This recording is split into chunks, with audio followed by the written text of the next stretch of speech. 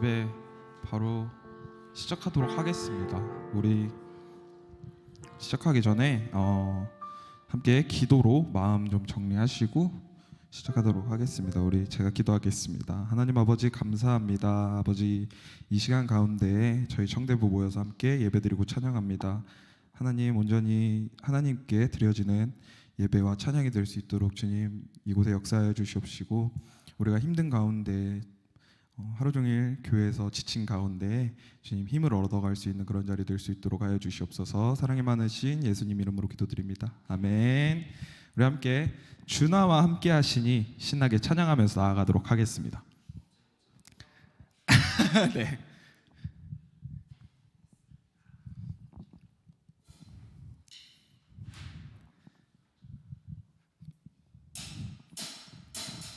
찬양 높이 계신 주께 우리 맘을 열어 높여 모든 영광 돌리세. 주 사랑하는 자 다 주께 나와 높이세. 주 내 영혼에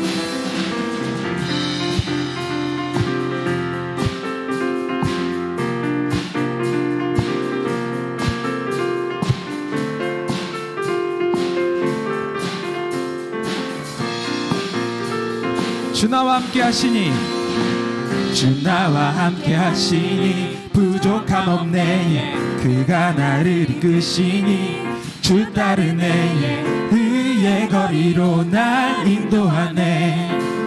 내 영혼 노래해. 어두운 길 걸어갈 때에 나 노래하네. 주 나와 함께 하시니 나 두려움 없네. 주의 선함과 인자심이 평생 날 따르.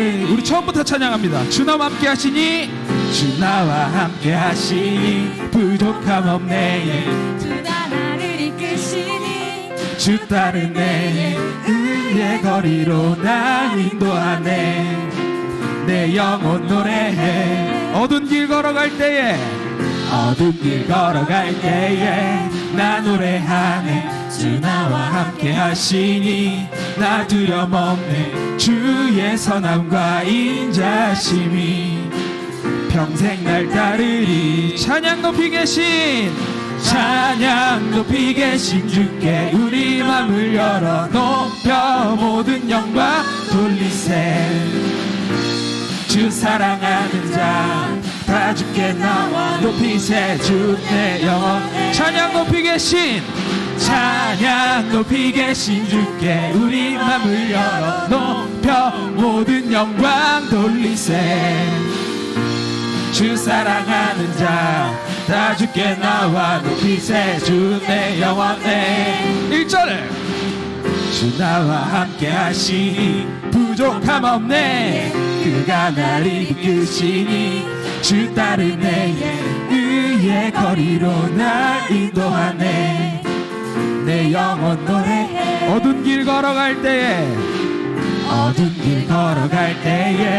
나 노래하네. 주 나와 함께 하시니 나 두려움 없네. 주의 선함과 인자심이 평생 날 따르리. 찬양 높이 계신 주께 우리 맘을 열어 높여 모든 영광 돌리세. 주 사랑하는 자 다 주께 나와 높이세. 주 내 영혼에. 찬양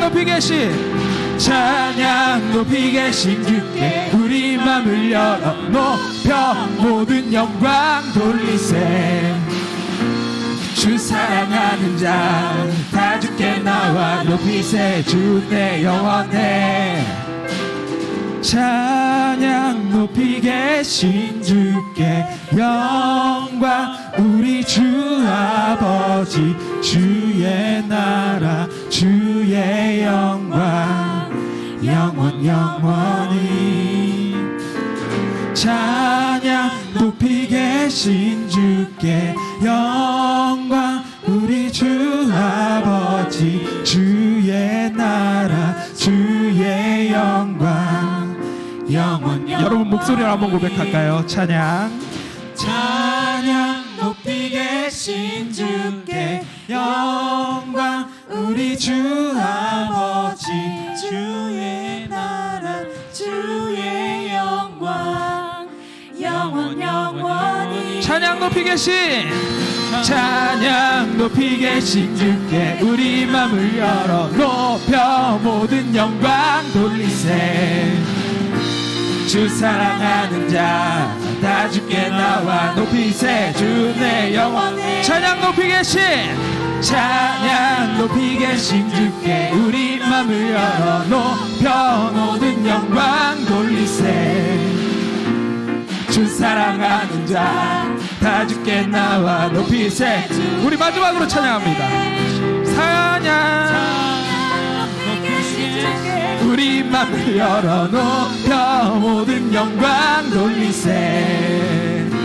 주 사랑하는 자 다 주께 나와 높이세. 주 내 영원해.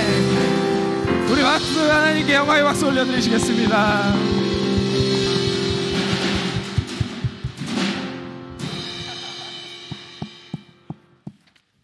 우리 다음 주님의 마음에 있는 거 한 번 더 신나게 찬양하면서 나아가도록 하겠습니다.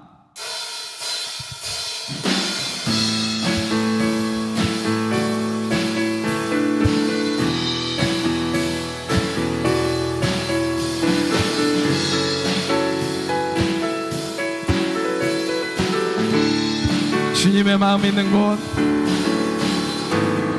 주님의 마음 있는 곳, 주님의 시선이 있는 곳, 내가 있기 원하네. 광야에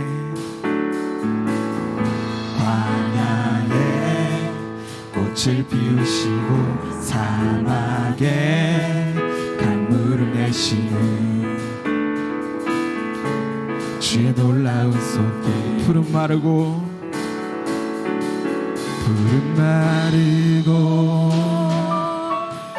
꽃을 시드나 주의 말씀은 영원하네. 전능하신 주 거룩하신 왕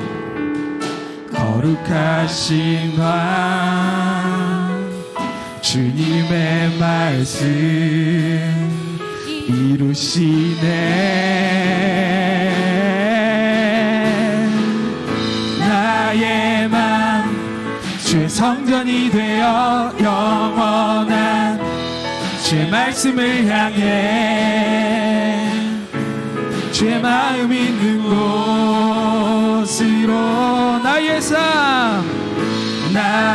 삶 주의 말씀을 따라 이루신 주의 나라를 향해 주의 시선 있는 곳. 처음부터 찬양합니다. 주님의 마음 있는 곳, 주님의 마음 있는 곳, 주님의 시선이 있는 곳, 내가 있기 원하네.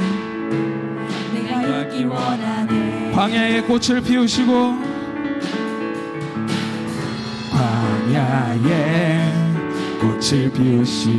사막에 강물을 내시는 주의 놀라운 손길. 푸른 마르고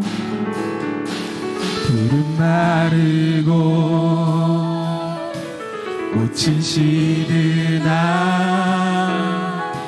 주의 말씀은 영원하네. 전능하신 주 거룩하신 왕, 전능하신 주 거룩하신 왕, 주님의 말씀 이루십니다. 주님의 말씀 이루시네. 나의 맘 주의 성전이 되어 영원한 주의 말씀을 향해 주의 마음 있는 곳으로 나의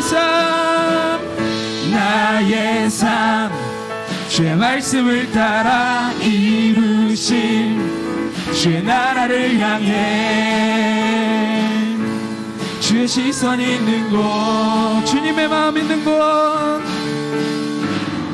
주님의 마음 있는 곳 주님의 시선 있는 곳 내가 있기 원하네 주님의 마음 있는 곳 주님의 마음 있는 곳 주님의 시선 있는 곳 내가 있기 원하네 나의 마음 주의 성전이 되어 나의 마음 주의 성전이 되어 영원한 주의 말씀을 향해 주의 마음 있는 곳으로 나의 삶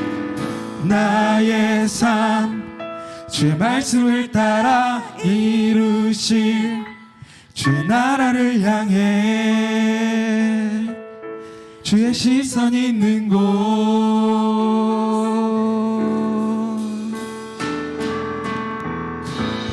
하나님께 영광의 박수 올려드리시겠습니다.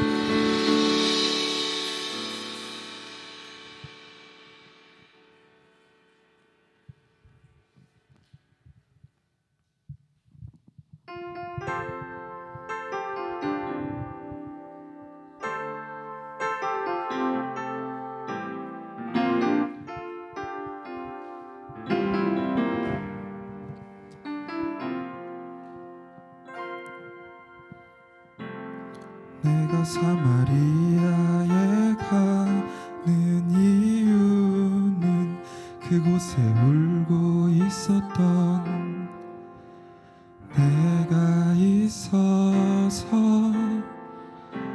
햇볕이 따갑고 그늘도 없는 낮에 나는 기다렸단다 내가 내게 오기를 아무도 찾지 않는 한낮의 우물가에 어젯밤을 다 잠든 내가 내게로 온다 아무도 찾지 않는 한낮의 우물가에 이제껏 삶에 지친 내가 내게로 온다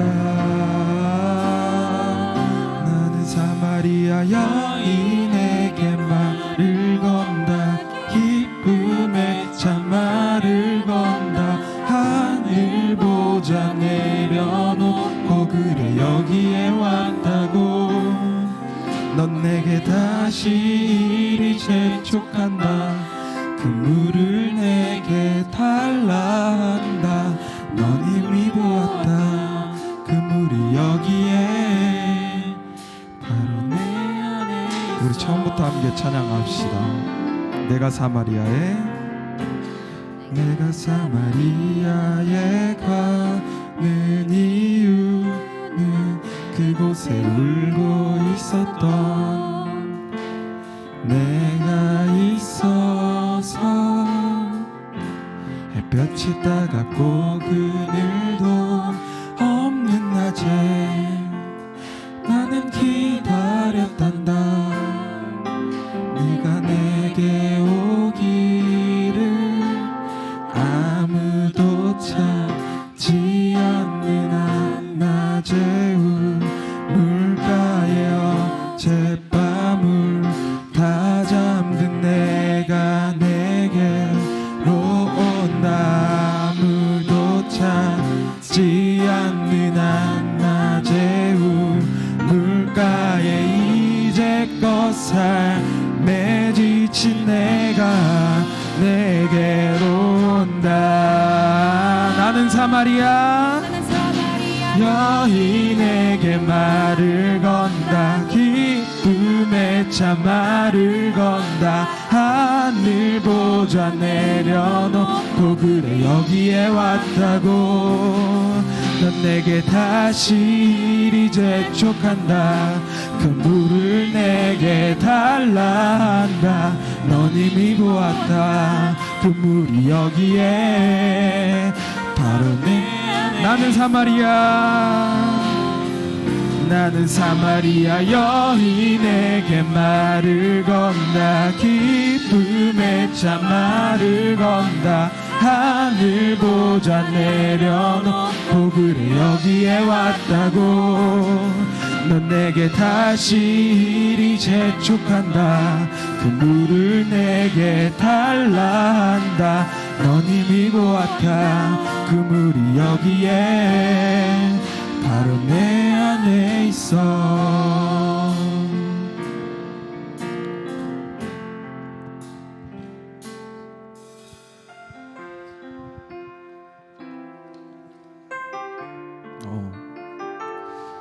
제가 저번 주부터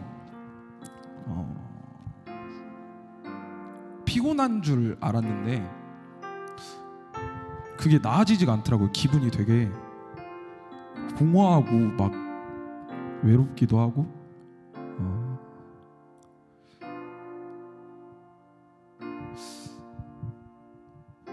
뭔가 내가 이게 교회 와서 뭐 하는 거지? 하나님 앞에 신나게 찬양하고 예배 드리고 그래야 하는데 내가 뭐 하는 거지? 근데 한 번씩 이런 상황들이 찾아오는 것 같아요. 저뿐만 아니라 신앙생활을 하다 보면은 나 하나님 너무 열심히 믿고 싶고 하나님 앞에 더 열심히 찬양하고 싶은데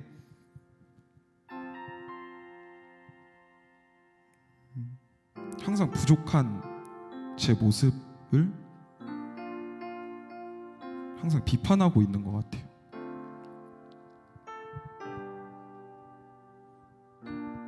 그럴 때마다 근데 이번 한 주에 갑자기 그 생각이 들더라고요. 요한복음 4장에 사마리아 여인 이야기가 나와요. 사마리아 여인이 다들 잘 아시겠지만 대낮에 이렇게 아무도 물을 들어오지 않는 그때만 혼자 와서 물을 떠갑니다. 근데 하나님께서 돌아가는 원래는 유대인들이 그 길을 돌아간대요. 사마리아를 들어가지 않고 사마리아인들이 되게 부정하고 되게 유대인들 입장에서 안 좋은 보기에 안 좋은 그런 행동들을 해서 불결한 지역이라 넘어가는데 예수님께서 그 사마리아를 가로질러 가세요. 그러면서 그 사마리아 여인을 굳이 만나러 가십니다.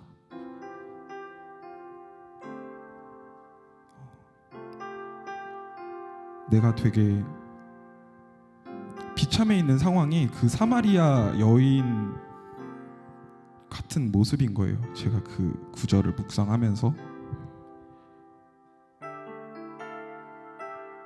내가 되게 비참한 가운데 하나님께서도 그 생각이 먼저 든 하나님 나와 함께 계셨지.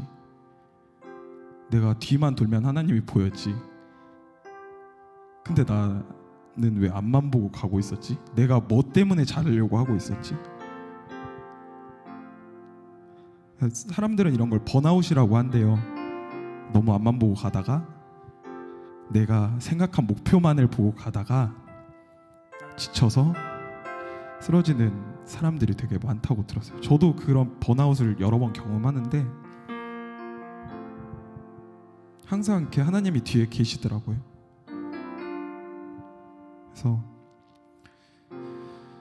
여러분도 조금 그런 번아웃의 상황에 아니면 내가 좀 공허하고 말씀이 안 읽히고 기도가 안 되고 하나님께 찬양이 안 되고 그런 상황에 잠시 쉬었다가 좀 뒤돌아봤으면 좋겠어요. 하나님께서 우리가 다가가야 되는 존재이기도 하지만 우리에게 와주시는 존재입니다. 우리 나는 사마리아 여인에게 말을 건다 첫 소절 1절만 한번 찬양하고 기도하며 나아가도록 하겠습니다.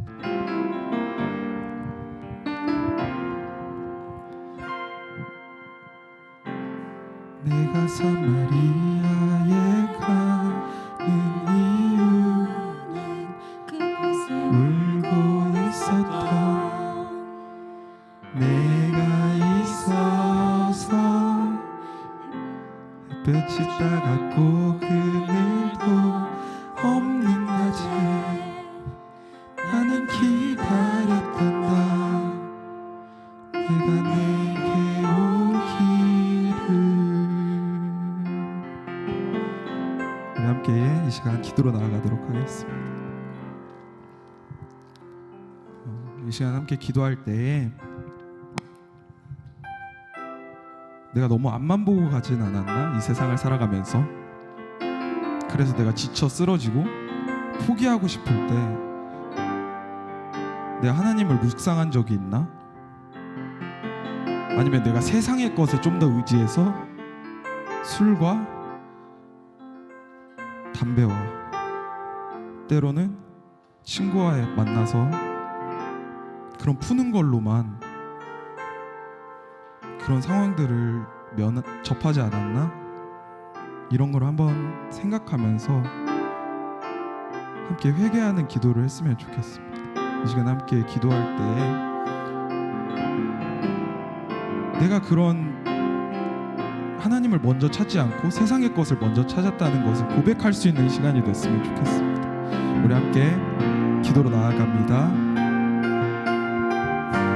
하나님 아버지, 제가 주님 세상의 것을 먼저 찾았습니다. 하나님 앞에 나와 기도하는 것이 아닌 하나님 앞에 나와 회개하고 하나님 앞에 나와 답을 구하는 것이 아닌 주님 세상의 술자리가 더 좋았고 주님 세상의 스트레스 푸는 방법이 더 좋았고 아버지 내 말씀을 들여다보지 않았습니다. 하나님 저를 용서해 주시옵소서. 아버지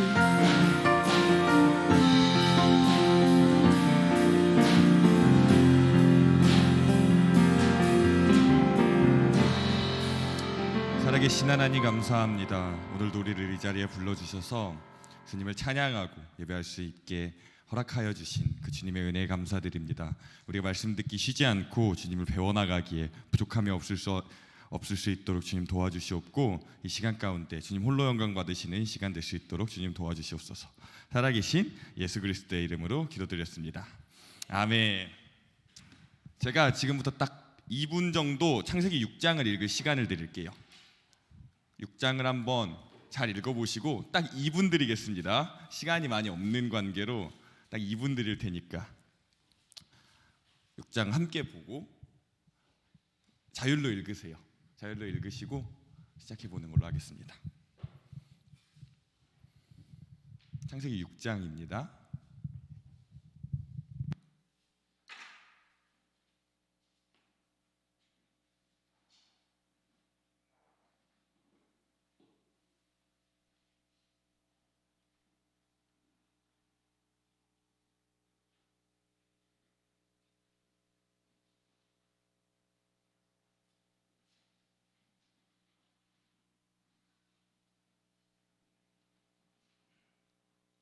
들어오시면 창세기 6장 읽으시면 돼요.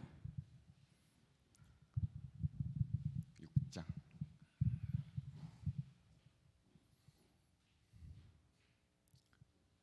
48초 정도 남았습니다.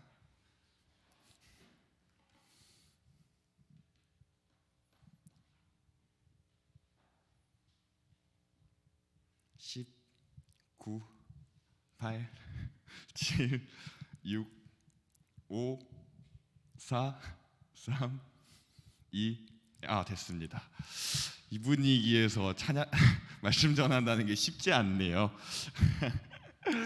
제가 원래 휴대폰 안 챙겨 나오는데 제가 오늘 감사한 게 하나 있어서 챙겨 나왔는데 이제 명호 청년이 저한테 카톡을 하나 있어요. 오후 예배 이제 중간에 카톡을 저한테 했는데 무슨 내용이냐면 자기가 오늘 느낀 게 있다는 거예요.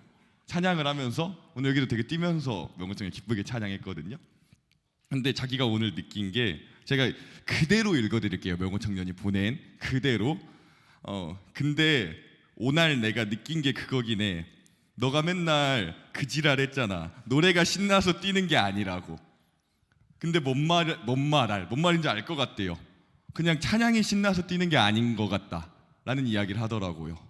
저한테는 이게 되게 감동이 되는 그런 게 좀 있더라고요. 제가 명호청년한테 그렇게 입이 닳도록 얘기했거든요. 그냥 신나서 분위기가 신나서 찬양하고 싶지 않다고. 이건 강도사님께서도 말씀 잘 전해주셨고, 어쨌든 되게 좀 분위기가 무겁긴 하지만 우리 다시 한번 마지막 시간이니까 마지막으로 하나님 말씀 보고 또 세상을 향해 가셔야 되잖아요. 내일부터 한번 말씀으로 은혜 얻고 한번 달려나가 봅시다. 저번 주에 누구에 대해 저희가 들었었죠? 어제 무드셀러도 나왔고, 그렇죠. 항상 이 시간이 되면 침묵이더라고요. 제가 저번 주에 뭐 했죠? 가끔은 이렇게 지나서 그냥 가시나?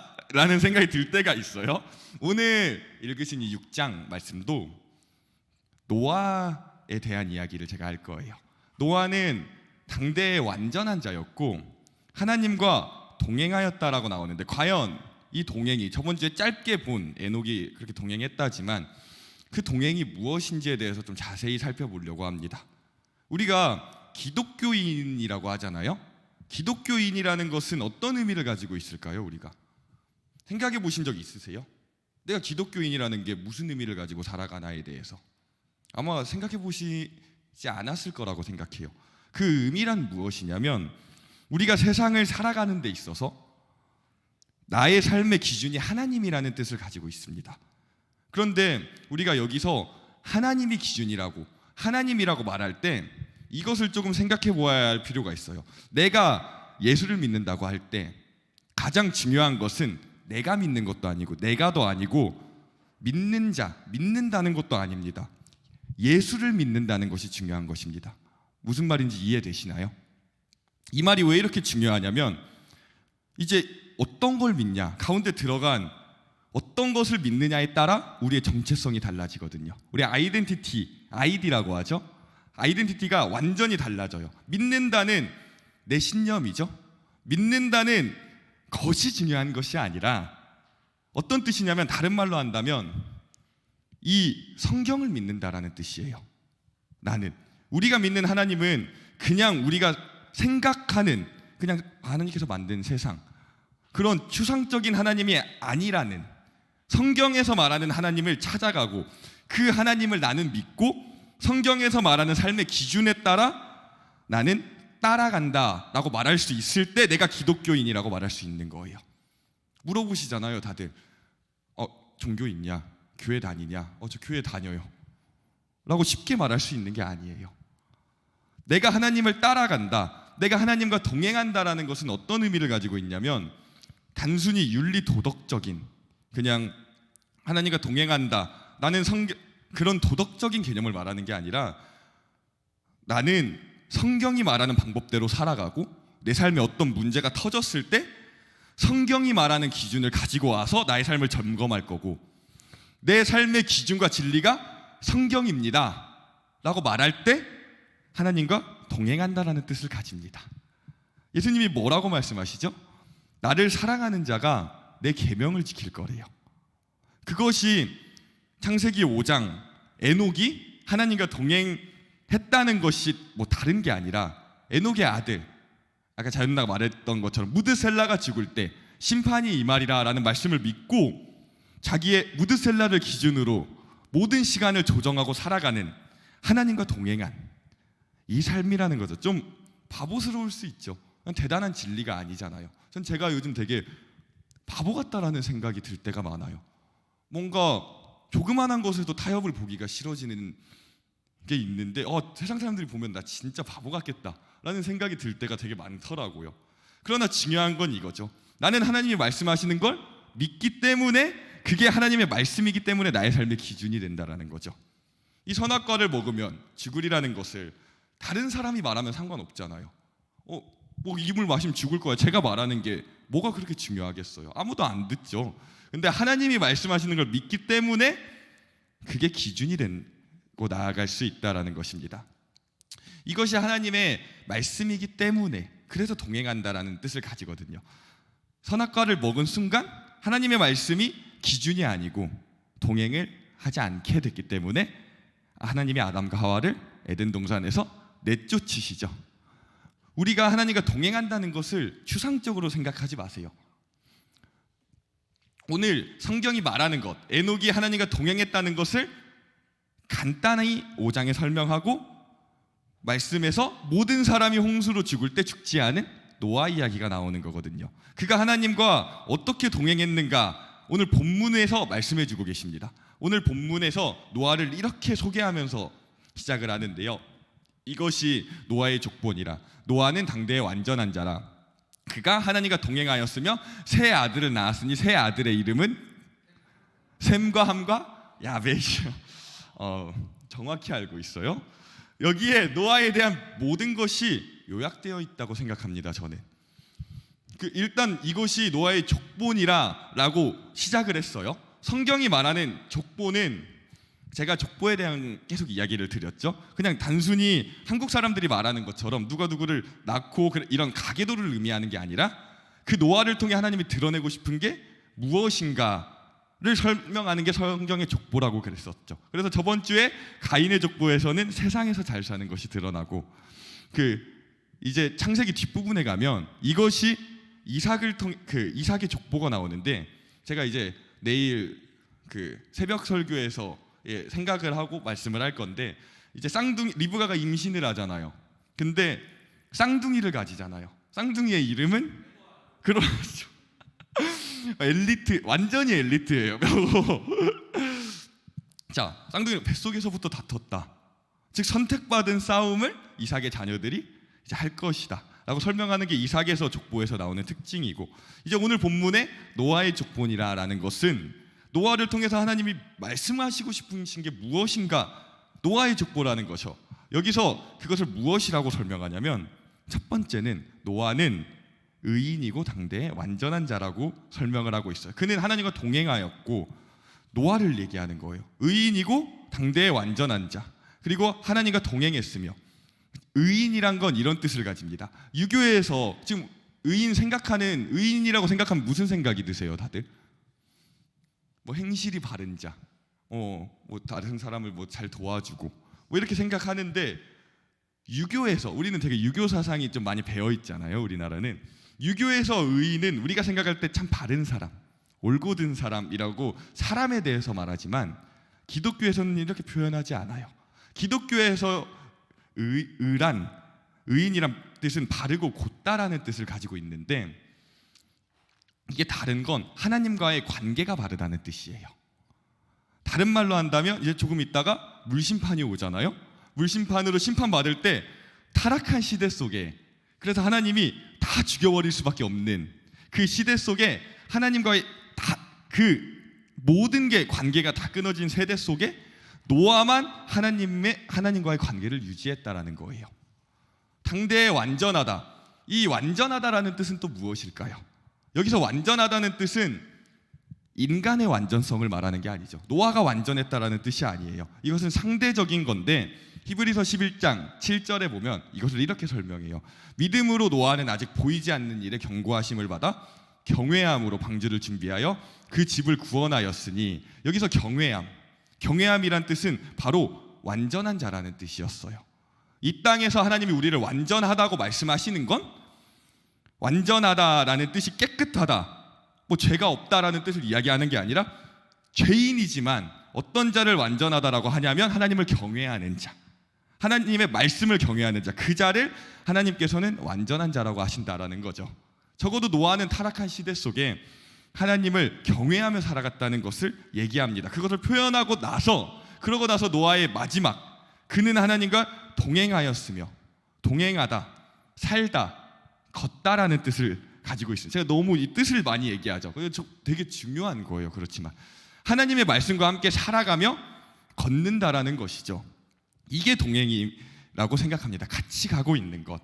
이제 갈라디아서 5장 16절에 보면 내가 이르노니 너희는 성령을 따라 행하라, 그리하면 육체의 욕심을 이루지 아니하리라 할 때 이제 저도 무너지지 마라라는 책에서 본 건데, 이것을 직역하면 성령 안에서 걸어 다녀라라는 이야기라고 하더라고요. 이것이 동행이다라는 생각이 들어요. 성령 안에서 걸어가라. 하나님과 함께 살아가고 하나님과 함께 걸어가라. 노아 모두가 패역한 시대 속에 그의 아들은 셈과 함과 야벳이라고 말합니다. 이것을 왜 썼냐면 노아의 족보에서 가장 중요한 것이죠. 이제 조금 있다가 인류가 다 멸망해버리고 나서 이 세 아들로 말미암아 새로운 인류가 시작되기 때문에 노아에 있어서 가장 크게 설명하고 싶으신 두 가지는 패역한 시대, 모두가 물심판으로 심판받는 시대 속에 물심판을 받지 아니하고 동행한 노아, 어떻게 그는 동행했고 구원을 받았는가, 이것이 첫 번째로 노아에 대해 얘기할 것이고, 두 번째는 단순히 노아 하나로 끝나지 않아요. 노아를 통해 나온 세 아들을 통해 이제 다시 새로운 인류가 퍼져나갈 거거든요. 이게 노아의 족보에서 말하는 가장 큰 중요한 특징이죠. 자, 그러면 우리가 이제 이렇게 생각해야죠. 우리 시대 속에 어떻게 하면 하나님과 바른 고든 관계를 유지하고 하나님의 말씀을 경외하며 하나님의 말씀을 따라 걸어갈 수 있을까? 어떻게 해야 그런 신앙을 가질 수 있을까? 라고 생각을 해보셔야 돼요. 하나님의 말씀 경외하고 그의 말씀을 따라 걷고 살아가는 것이 신앙이다, 이렇게 표현은 하는데, 문제는 이제 이것이죠. 그게 모든 사람이 그렇지 않는다면이라고 생각하셔야 돼요. 옆에 아무도 없는 거예요. 하나님의 말씀을 경외하는 사람이 한 명도 없어요. 모든 사람이 이것을, 하나님의 말씀을 진리라고 생각하지 않아도 우리는 그렇게 살 수 있는가? 라는 이것인 거죠. 그래서 오늘 본문 말씀에 이 말씀을 붙여주시는 거예요. 11절 12절에 보면 그때에 온 땅이라고 얘기가 나오거든요. 노아가 의인이고 당대의 완전한 자였고 하나님과 동행했다고 하나님 관점에서는 그렇게 보고 있지만, 세상의 관점에서 보면 노아는 왕따가 돼버리는 거죠. 바보고 고집스럽잖아요. 너무 고집스럽잖아요. 그렇죠? 비가 오지 않는 시대에 그 어마어마한 100m가 넘는 방주를 준비한다는 건 비를 모르는 시대거든요. 남들이 보기에 진짜 또라이인 거죠. 하나님이 심판하실 거야 라고 외치는 건 진짜 바보 같은 짓이죠. 그때가 어떤 때였는데요. 창조과학계에서 이때의 인구수를 얘기하는 것을 들은 적이 있는데, 이때 인구수가 60억 가까이 됐다 그래요. 지금 현대 인구처럼 많았다라는 거죠. 그러면 이 어마어마한 인구, 지금 쉽게 말하면 모든 사람이 아니라고 이야기하는데 기도하라고 말하는 것, 교회 다니는 사람마저도 네가 너무 고집스러워, 너 너무 타협도 안 하고, 이렇게 이야기할 때 아니라고 말하는 거 쉬울 것 같으세요? 너무 어렵죠? 저도 여기 나와 설교할 때 누가 좀만 그런 게 아니다라고 해도 설교할 때 신경이 되게 쓰여요. 근데 모두가 아니라고 말하는 거예요. 심지어 내 옆에 있는 사람마저, 교회 다니는 사람마저. 그때인데, 하나님과 동행하는 게 어떤 때인데, 그때가 바로 부패하고 포악했었던 때라는 것입니다. 보실까요? 11절 12절에 강조하는 말이 있습니다. 온 땅이 하나님 앞에 부패하여 포악하다, 잡아찢다, 넘어뜨리다 라는 뜻인데, 정말 요즘 시대 같은 시대죠. 뭐 좀만 잘못하면 인터넷에 올라오고 잡아지고 넘어뜨리는데 땅에 가득했대요. 하나님이 보신즉 땅이 부패하였으니 이는 땅에서 모든 혈육 있는 자의 행위가 부패함이었더라. 자, 부패함이 굉장히 강조되고 있죠. 자, 3번이나 나와요. 그 시대가 얼마나 부패했는가. 그런데 재밌는 건 12절 말씀에 하나님이 보신즉 땅이 부패하였으니 이는 땅에서 모든 혈육 있는 자의 행위가 부패함이었더라. 자, 여러분, 이 말씀을 제가 다시 한번 설명드리겠습니다. 하나님이 보신즉 땅이 부패했어요. 여기서 기준은 누구냐면 하나님이시죠. 하나님이 보기에 부패한 거예요. 하나님 앞에 부패한 거예요. 이 시대의 노아 가족을 제외한 모든 사람이 하나님 쪽이 틀리다고 이야기한 거예요. 성경은 이렇게 이야기를 하고 있어요. 하나님 앞에 모두가 부패했다고 말합니다. 땅은 세상을 얘기하죠. 그런데 그 땅이 부패한 게 뭐예요? 땅이 어떻게 부패했을까요? 막 쓰레기를 많이 버렸을까요? 비료를 많이 뿌려서 땅이 부패하고 좀 오염이 됐나요? 아니죠. 이걸 말하는 게 아니라 땅에서 모든 혈육 있는 자의 행위가 부패한 거예요. 다른 말로 한다면 세상에 하나님의 형상으로 만든 사람들의 행위가 부패했다는 걸 땅이 부패했다고 지금 이야기를 하고 있어요. 우리는 흙에서 왔고 우리는 대표성을 가진다고 말씀드렸잖아요. 타락은 인간의 타락뿐만 아니라 자연의 타락과 세상의 타락을 만들어내요. 지금 세상에 일어나고 있는 현상들, 인간이 만들어낸 거죠. 인간이 자연을 파괴했고 인간이 질서를 깨니까 인간이 번창함으로 하나님이 지으신 세계가 죽어가요. 앞으로 더 심각한 세상이 올 거고 오고 있어요. 재난이 시작된 거죠. 심각하게 올 거예요. 얼마 저희 경험했잖아요. 코로나라는 인간이 어떻게 손도 쓸 수 없는 사람들의 행위가 부패함은 성경은 땅이 부패했다고 말하고 있는 걸 볼 수 있어요. 중요한 것은 이것입니다. 노아가 그때 하나님과 바른 관계를 갖고 노아가 그때 하나님을 경외하며 하나님의 말씀을 갖고 함께 살아가던 그때가 어떤 때였다? 그렇죠. 온 땅이 부패했을 때라는 거예요. 모두가 땅의 행위가 그 말씀의 반대편에 서서 그 말씀을 배척하고 바보스럽게 여기고 잡아 찢듯이 덤벼드는 그 시대 속에 노아는 그것을 지켜갔다라고 이야기하는 것입니다. 노아가 준행한 것이 그럼 어떤 것 무엇일까요? 한번 생각해 볼까요? 방주의 길이가 100m가 넘어요. 높이가 5층 아파트 높이가 넘고요. 그 당시에는 이제 위에 궁창이 있고 아래에 바다가 있어서 뭐 온실 효과가 있었다라고 하고 성경에 비가 왔다는 기록이 그 전에 한 번도 안 나와요. 한 번도 비라는 것을 본 적이 없을 수 있다는 거예요. 그럼 노아는 알았을까요? 하나님이 이렇게 될 거야 라고 알려주셨을까요? 아니죠. 노아도 몰라요. 모르지만 하나님의 말씀이라면 준행한 게 중요해지는 거예요. 하나님이 방주를 만들어라 하셨을 때 왜 이걸 산 위에 지어야 되고 왜 이렇게 커야 돼? 왜 그냥 우리 가족만 들어갈 정도만 되면 되는 거 아니야? 만약에 그렇다고 해도 몰라요. 근데 하나님이 하라는 대로 그대로 살아간 것, 말씀을 그대로 지킨 것, 동행의 모습을 보여줬죠. 노아의 특징은 준행했더라인 거죠. 그렇다면 세상은 어땠을까요? 1절부터 4절 말씀이에요. 함께 읽어볼까요? 다 성경책 있으시죠? 1절부터 4절 읽어보겠습니다. 시작. 하나님의 아들들이 사람의 딸들의 아름다움을 보고 주목하고 사모하며 자기가 좋아하는 모든 여자로 아내를 잠시만 여기까지 읽어보세요. 아주 재밌는 표현이 나오거든요. 육신이 된 거예요. 하나님을 기준으로 삼고 살아가야 할 하나님의 사람들의 기준이 바뀌었다는 거예요. 세상의 딸들의 아름다움을 본 거죠. 이거는 정확하게 해보면 하나님을 믿는 세세 족보의 사람들이 안 믿는 사람들을 데려왔다라고 보는 거거든요. 지금 하나님의 말씀을 기준으로 삼고 살아가야 할 사람들의 기준이 바뀌었다는 거예요. 세상의 딸들의 아름다움을 본 거예요. 지금 누군가를 만난다는 거, 누군가와 결혼한다는 건 같이 가는 싸움이거든요. 명호청년 이상형이 좀 어떻게 되세요? 앞머리만 없으면 돼요? 저기 성모청년도 앞머리 없는데. 그건 안 되죠. 앞머리가 없고 기준이 있을 거 아니에요. 우리 지우청년은 이상형이 어떻게 돼요? 그건 강도사님이 묻지 않기로 한 거지 저는 아니에요. 성모청년 이상형 어떻게 되세요?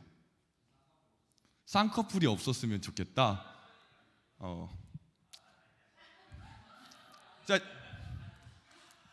자 지금 다 들으셨죠? 이상형? 자,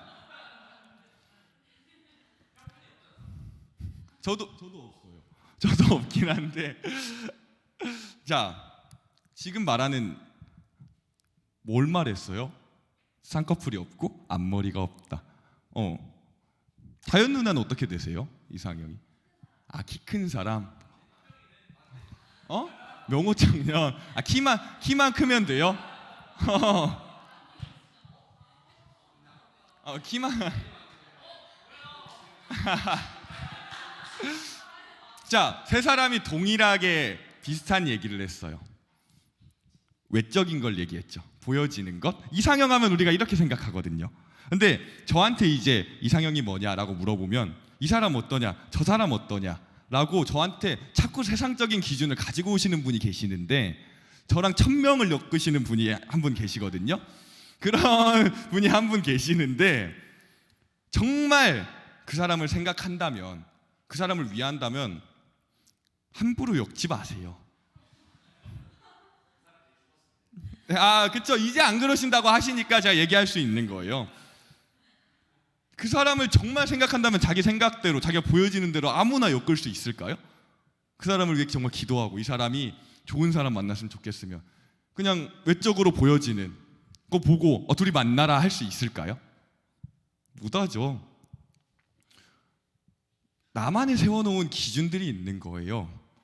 그 기준이 다 무너져야 될 거예요. 세상적인 이상형, 기준들 뜯어먹고 살 것도 아니시면서 무너져야 돼요. 결혼을 왜 할까요? 결혼을 왜 하세요? 결혼이 뭔지를 몰라요. 저도 물론 아직 못 해봤지만 그것도 모르고 결혼을 하겠대요. 결혼이 뭔지도 모르면서. 미치고 팔짝 뛸 일이죠. 그러니까 지금 가정들이 다 무너져 가는 거예요. 결혼을 하면 곧장 가정이 시작되는 거예요. 그러면 어떤 게 있어야 될 것 같으세요? 가정관이라는 게 있어야 되겠죠. 난 앞으로 어떤 가정을 세워나갈 거고, 하나님이 원하는, 난 이런 가정을 원해. 결혼관이 있어야 되죠. 가정관은 없는데 난 이런 사람하고 사귈 거야, 만날 거야. 내 기준에 있어서 진짜 멋진 사람, 이쁜 사람이랑 만날 거야. 마음껏 만나보세요. 그러니까 바람 피는 거예요. 멋있는 사람이 어떻게 한 사람에게 만족하겠어요? 변하죠. 세상적인 기준을 가지고 있으면. 안 그러겠어요? 가정관이 있어야 돼요. 난 하나님의 가정을 꿈꾸고 싶어. 그러니까 믿는 사람을 만나야 되고, 적어도 세상적인 조건이 아니라 그 사람의 성품과 하나님을 생각하는 마음을 좀 보세요. 우리는 지금 세상적인 기준밖에 머리에 안 들어 있어요. 그러니 가정이 무너져 가겠죠. 얼마나 이혼율도 높고, 결혼을 해도 남자들이 수없이 바람을 피고, 그런 이야기들 얼마나 많아요. 육신이 된 거예요. 지금 생명, 하나님과 땅을 이을 존재가 땅의 것밖에 없어진 거예요. 이 사람들이 자식을 낳아요. 근데 자식을 낳는데 용사가 나오기 시작해요. 더 미치겠죠. 세상적으로 볼 때 와, 진짜 축복받은 사람이다. 그러는데 아닌 거죠. 자기의 힘으로 살아가고 하나님을 놓쳐서 결국엔 멸망으로 달려가고 있는 존재가 되는 거예요. 이제 하나님의 사람들도 육신이 됐다. 지금 이 사람들이 땅의 것밖에 없더라. 이 시대가. 그러고 나서 5절이 나오는 거예요. 여호와께서 사람의 죄악이 세상에 가득함과 그의 마음으로 생각하는 모든 계획이 항상 악한 뿐임을 보시고 땅 위에 사람 지으셨음을 한탄하사 마음에 근심하시고, 여기서 한탄하셨다는 건 하나님이 내가 사람을 잘못 지었다, 실수했다, 이런 뜻이 아니에요. 하나님의 창조의 법칙으로 가지 못한 죄악의 관영함에 대한 하나님의 한스러움을 표현한 단어 중에 하나예요. 심판할 수밖에 없는 시대가 왔거든요. 지금. 그렇다면 7절에 보면은 이르시되 내가 창조한 사람을 내가 지면에서 쓸어버리되 사람으로부터 가축과 기는 것과 공중의 새까지 그리하리니 이는 내가 그것들을 지었음을 한탄함이니라 하시니라. 그러나 노아는 여호와께 은혜를 입었더라 라고 이렇게 가고 있죠. 말씀이 얼마나 패역한 시대인지 아시겠죠. 이 시대 가운데 하나님께 은혜를 입은 노아는 어떻게 했어요? 지금 왕따가 되죠. 전 세계적인 왕따예요. 60억 명이 왕따를 시키는 거예요. 전 세계 왕따인데 하는 짓도 왕따예요. 방주를 만들고 있어요. 갑자기 세상 사람들이 보기에 얼마나 한심해 보였겠어요. 지금 뭐하냐, 산 위에 저런 걸 왜 만들고 있어. 진짜 한심하죠. 세상 사람들이 보기에 제 모습이 되게 한심할 것 같아 보이더라고요. 우리 모습도 똑같아 보일 거예요. 주말에 안 놀고 교회 와서 예배 드린대요. 힘든데 교회 와서 섬긴대요. 돈도 안 주는데 교회 나와서 굳이 혼나요. 이해할 수가 없는 거예요. 나와도 욕먹고. 우리는 왜 이렇게 해야 될까요? 왜 이렇게 하시나요, 다들? 구원은 인간의 손에 있는 게 아니거든요. 6장 14절이에요. 너는 고페르나무로 너를 위하여 방주를 만들되 그 안에 칸들을 막고 역청을 그 안팎에 칠하라. 자, 역청을 다 칠하고 발랐어요. 안팎으로 다 칠하고 발랐으면 그러면 물이 안 새고 잘 버틸 것 같으세요? 무슨 소리예요? 지금 천지개벽이 일어나고 타이타닉도 무너지는데 수많은 배들도 침몰하는데 나무로 만든 배가 역청 하나 발랐다고 안 무너질까요? 그게 아니죠. 역청을 그 안팎에 칠한다라는 건 역청이라는 뜻은 이런 뜻을 가지고 있어. 그 역청이라는 뜻이 칠하다라는 뜻을 가지고 있다고 하거든요. 그러면 이런 뜻이죠. 역청이 칠하다라는 뜻이면 칠할 것으로 그 안팎을 칠해라 라는 뜻이죠. 그리고 또 역청의 또 다른 단어는 속죄하다, 사하다 라는 단어가 있다고 그래요. 칠하다라는 단어에 또 다른 단어도 속죄하다라는 단어가 있다고 해요. 그렇다면 칠할 것으로 칠하라는 뜻도 되지만 속죄할 것으로 속죄하라는 거죠. 좀 어렵나요? 지금 제가 말하는 게 이해가 잘 안 되시나요? 잘 이해되셨죠? 자, 이게 무슨 말이냐면 하나님이 이것으로 칠하래요. 6월절이 어떻게 넘어가시는지 아시죠? 그 어린 양의 피로 문설주와 문지방에 칠하라고 하셨어요. 그러면 죽음이 넘어간대요. 칠할 걸로 칠해라. 양의 피로 칠해라. 죽음이 넘어갈 것이다. 애굽 사람들이 그 사람들이 하는 걸 보고 이스라엘 백성들이 막 무슨 피로 칠했네? 그러면서 막 소를 잡아와서 소의 피로 칠했어요. 그러면 죽음이 넘어갈까요? 개죽음이 또 되는 거죠. 무슨 말인지 좀 이해가 되세요? 하나님이 칠하라는 칠할 것으로 칠해라라는 뜻이에요. 예수 그리스도의 보혈로 칠했기 때문에 구원을 받는 거예요. 마태복음 7장 되게 유명한 산상수훈 말씀이 나오는데 마지막에 뭐라고 그러냐면 너희가 나의 이 말을 듣고 지키는 자는 비가 내리고 창수 밑에 있는 근원이 터져 나오고 창수가 터지고 바람이 불어도 무너지지 아니할 것이다. 좀 이해가 되시나요? 나의 이 말을 듣고 지키지 않는 자는 비가 내리고 창수가 터지면 같이 무너질 것이다. 딱 이 말씀이에요. 비가 내리고 창수가 터지고 난리가 났는데 하나님의 말을 듣고 준행한 방주는 칠할 것으로 칠한 방주는 무너지지 않는다. 다른 사람들이 막 비가 올 때 순간적인 막 그런 걸 생각해내서 뭘 만들어낸다 할지라도 무너져 버리는 거예요.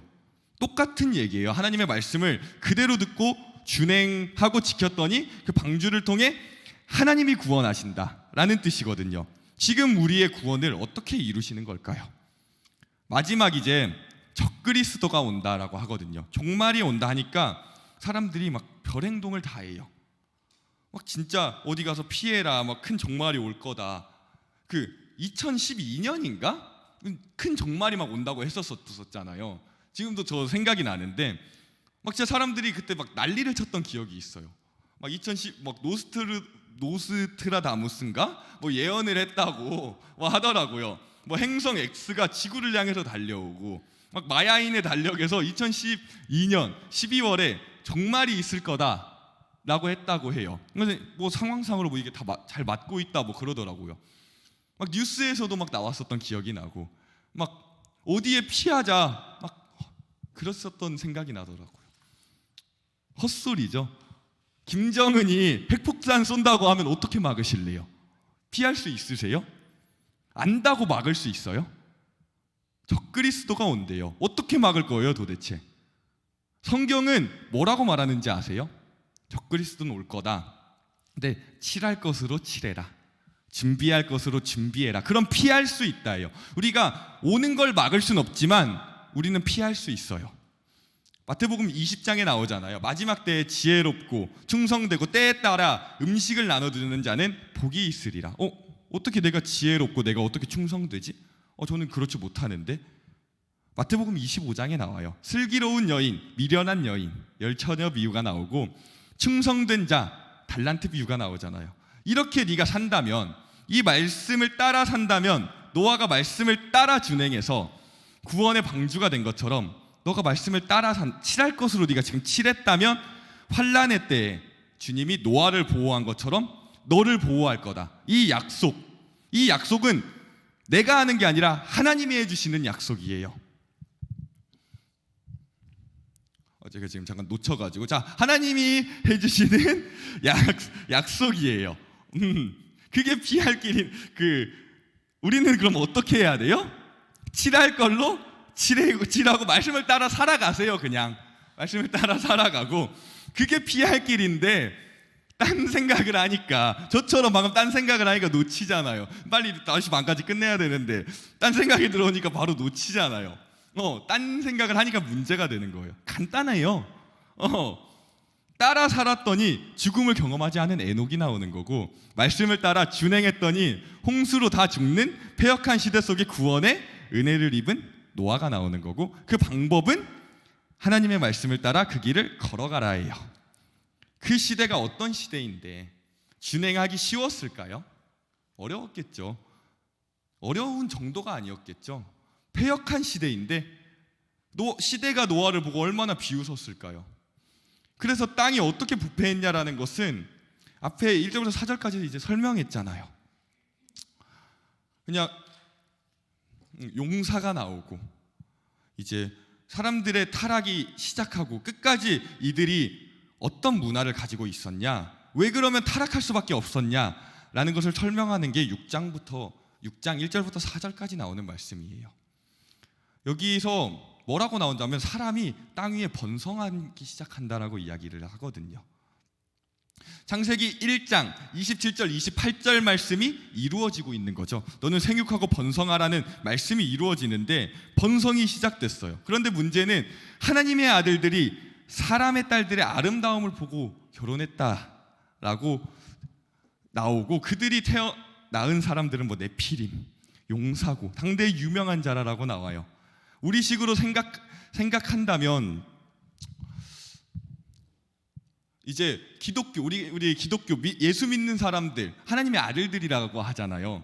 그러면은 하나님의 사람들은 다 아들만 낳았고 세상 사람들이 다 딸들만 낳았을까요? 그런 뜻이 아닌 건 알고 계시죠? 하나님의 아들이라는 건 단순히 남자 여자를 표현하는 게 아니라, 예수 믿는 사람들이 결혼을 하는데 다 예수 믿지 않는 사람만 데려왔더라 예요.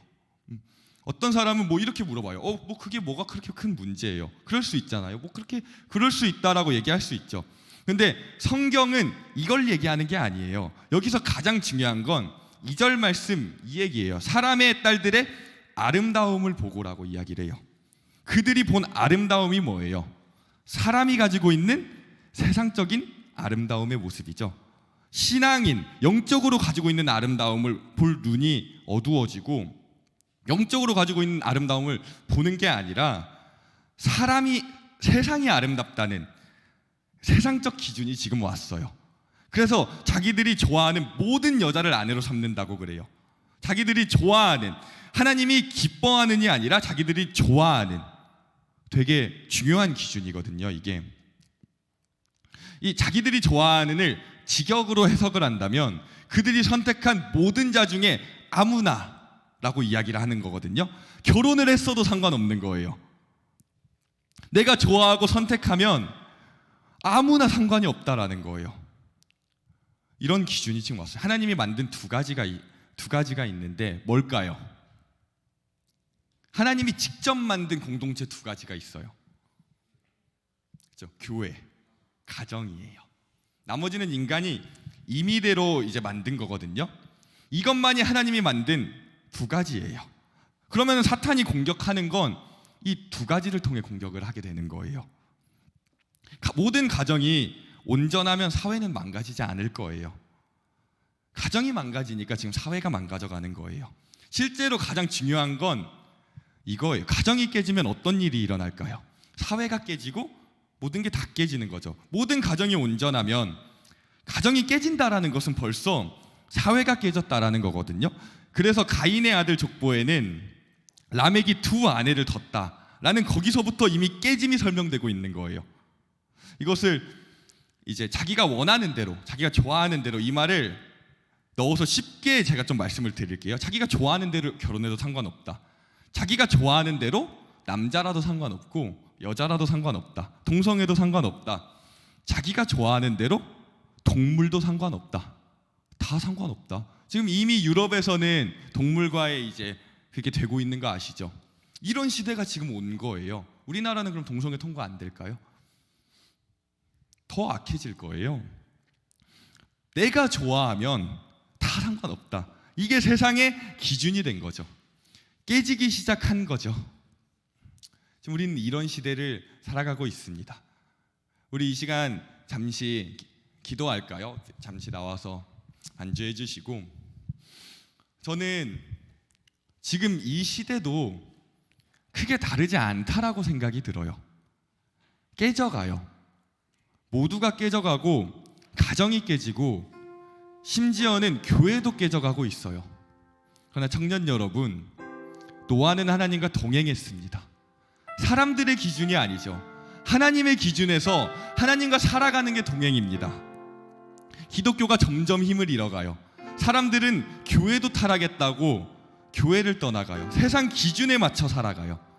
그렇다면 지금보다 100년 전에는 타락하지 않았을까요? 200년 전에는, 100년 후는 타락하지 않을까요? 세상은 언제나 타락해 있어요. 그러나 여기 예배하러 나온 나는, 여러분들은, 청년분들은, 모든 분들은 하나님과 동행했더라 하셨으면 좋겠어요. 당대의 의인이고 완전한 자라고 하나님께 인정받는 청년들이 되기를 바랍니다. 여전히 연약해요. 또 넘어지고 쓰러져요. 아까 본 것처럼 세상은 부패하고 포악해서 우리를 잡아 뜯고 무너뜨리려고 해요. 그러나 이렇게 넘어져도 다시 주님 말씀 붙들고 일어나겠습니다. 주님을 기준으로 삼고 오늘도 맡겨진 이 삶을 살아가겠습니다. 걸어가겠습니다라는 고백이 있기를 바랍니다. 모든 세상이 아니라고 해도, 세상이 우리를 왕따시켜도 우리는 이 길을 걸어가는 거예요. 세상 사람들 말이 뭐가 그렇게 중요합니까?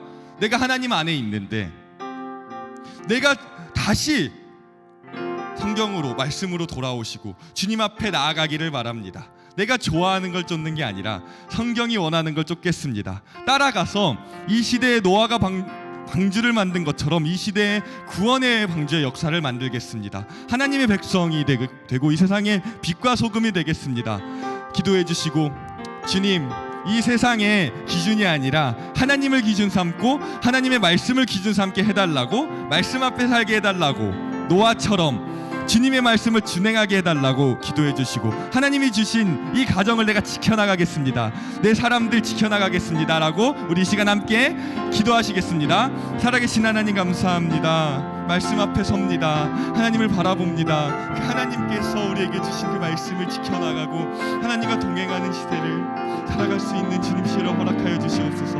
말씀 앞에 설 수 있도록 주님 도와주시옵고, 그 하나님을 바라보며 하나님 앞에 설 수 있는 우리 청년들이 될 수 있도록 지금 도와주시옵소서. 세상적인 기준을 가지고 살아가는 것이 아니라 하나님만이, 오직 말씀만이 나의 기준이 돼서 나의 삶을 지켜나가고 나의 신앙의 자리를 점검해 나갈 수 있도록 지금 도와주시옵소서. 우리 주기도문하심으로 예배를 마치도록 하겠습니다. 하늘에 계신 우리 아버지여, 이름이 거룩히 여김을 받으시오며 나라가 임하시오며 뜻이 하늘에서 이루어진 것 같이 땅에서도 이루어지이다. 오늘 우리에게 일용할 양식을 주시옵고, 우리가 우리에게 죄 지은 자를 사하여 준 것 같이 우리 죄를 사하여 주시옵고, 우리를 시험에 들게 하지 마시옵고 다만 악에서 구하시옵소서. 나라와 권세와 영광이 아버지께 영원히 있사옵나이다. 아멘. 수고하셨습니다. 밥 먹으러 가야죠, 저희.